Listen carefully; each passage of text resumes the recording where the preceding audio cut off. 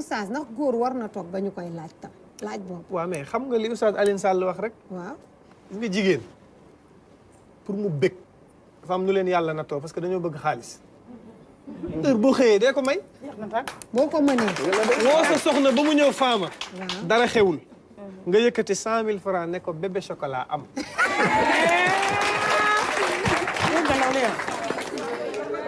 mu ne waa papa lii pour lan nga ne ko nopp la rek. ma tàkk. man daal dama laa nopp rek. xëy am envie may la 100 000. ah mu ne pourquoi yendu ba nga ne ko dana neex de. yendu booboo nar a neex ah. loolu boo ko nekkee jigéen.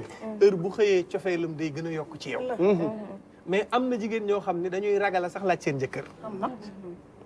te yow ki nga takk leer na la ni am na ay soxla. am na ay bëgg-bëgg. mais doo ko defal. te bëggoo mu ñaan. te am na ay càmmiñ yoo xam ne bu tolloo diggante foog mu woo leen. ñu fajal ko ay soxlaam. yow mi mu takk nag moo tax léeg-léeg jigéen di waxtaan ak yow ne la oustaz man de li may dund. yàlla bu ko baadoo la xam. nga ni ko pourtant sa jëkkër mu ne la billaay oustaz bu ma la nee nangam damay am problème mu sax lu ma jënd. da nga koy yërëm. yow mi nu jox jigéen ne la yaa ko yor yaay kilifaam fexeel ba ay soxlaam même loo nay ay farataam. waay dégg ko jox.